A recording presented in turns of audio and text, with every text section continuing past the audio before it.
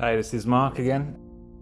Another tutorial on my painting light remains. Oh no, I changed it to last remaining light, didn't I? I forgot.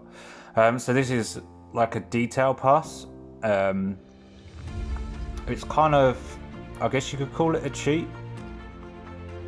So yeah, what I'm doing, I'm using the selection tool just to select areas of the mountain, and then I've got a rock texture brush, and so I'm just adding a textured look inside my selection.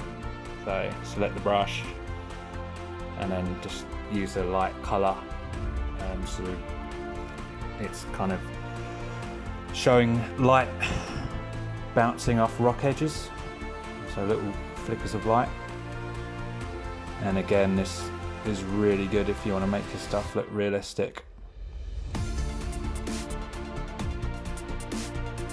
And then I'm also doing it with the shadows as well, as you can see on this bit. So a lot of the time I'm kind of painting and then deleting and then painting and then deleting, because it's a texture brush, it kind of doesn't always go how you want it, you know, so you have to kind of make little adjustments and changes so it doesn't just look like the same pattern repeated over and over. Then obviously that's going to make it look pretty unrealistic.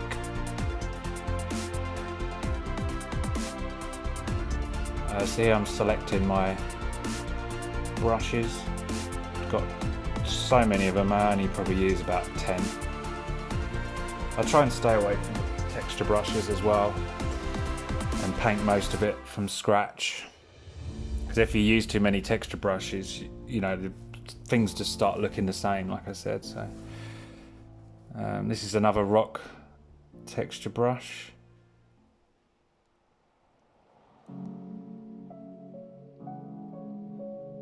I don't know why the screen capture is not capturing my mouse. That's really annoying. Whenever I select a brush, you can't see it. Oh well. Yeah, so it's just another texture brush. This saves a lot of time. I mean, you could go in and do all this by hand, but you know, when you're working for a client, you need to come up with little time-saving techniques and stuff. And obviously it can be boring sitting there painting in all these tiny little rocks and stuff. So once you learn the techniques, then painting's a lot more fun and you can realise your idea quicker with texture brushes. Just kind of fleshing out little rock faces. And mountains are mainly just made out of, well, everything's made out of light and shadow. But you know, the difference is with rocks, there's no round edges, it's all just flat edges, sharp lines. So yeah, just picking out little details. See, this is called what kind of light is this? Anyway, I can't remember, but obviously the light coming from the sun is like an orangey colour, so some of that colour is gonna be bouncing onto the mountain. So, and then because the mountain is far away, you know, you don't want the darks too dark because of perspective. When things are far away, they pick up the blue of the atmosphere and turn a bit blue in colour. So that's why the mountain is kind of purpley blue and not too dark, because I wanted to show that it's, you know, massive and far away.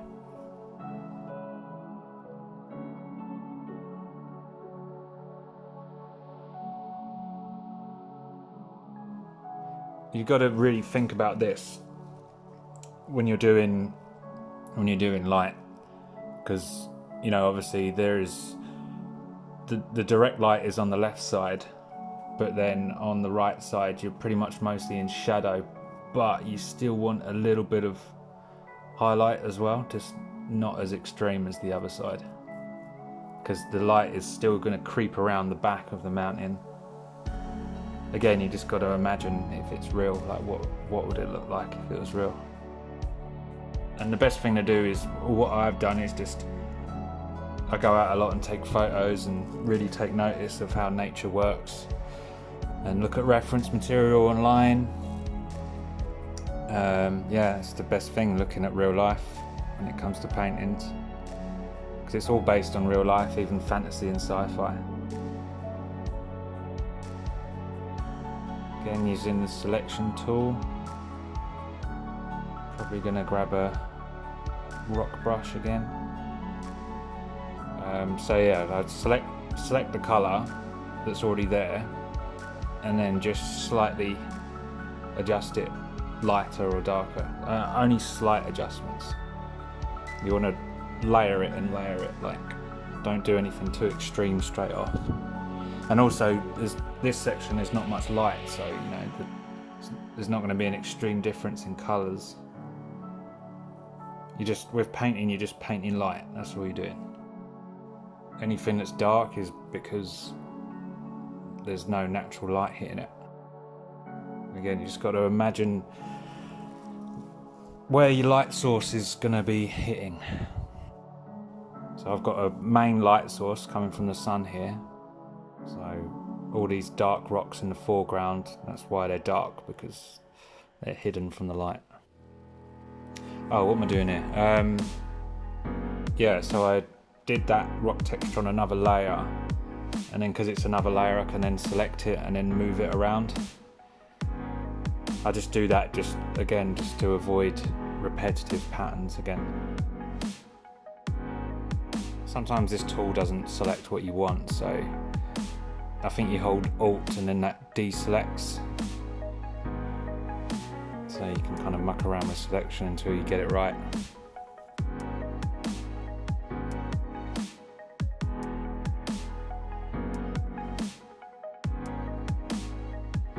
Again, just selecting more brushes. This is one of my favourite brushes, this rock brush. It's pretty good. So selecting the colour that's already there, and then slightly adjusting the brightness. Oh no, I've done it darker. So yeah, made it a bit darker. And then yeah, so I'm making the shadows of the rocks. And so now we're back into the background further. It's going to get lighter. So yeah, there you go, I messed up there, that was too dark.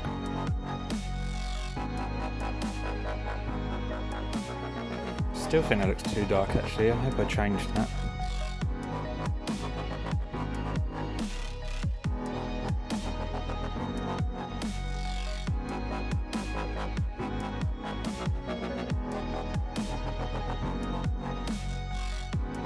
This is the manual selection tool, so basically the quick selection tool will only select stuff that's like a blatant different colour.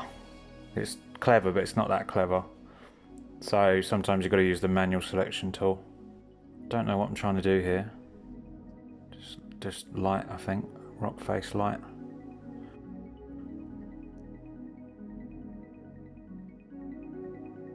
Yeah, that looks terrible. Pretty sure I would have changed that. I think I got a airbrush and then blended it in, hopefully. Oh no, don't want to erase that. Yeah, that's it. So blending that line in so it doesn't look rubbish.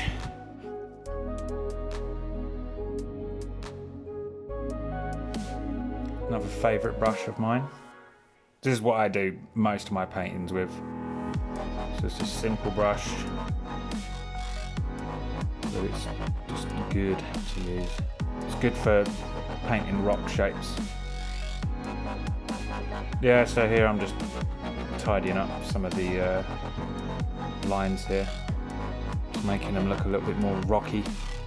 Just constantly looking at the painting. That's all it is at this stage, just looking at it and hoping that your mind spots an error somewhere. You could be doing this for hours, but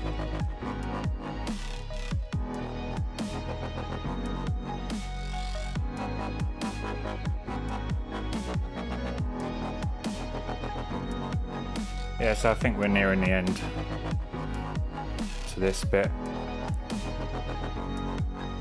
So yeah, just easy way to do a bit of detailing is get a texture brush and make selections. This is probably about 10 hours into this painting. This is one of the longest I've taken on a painting.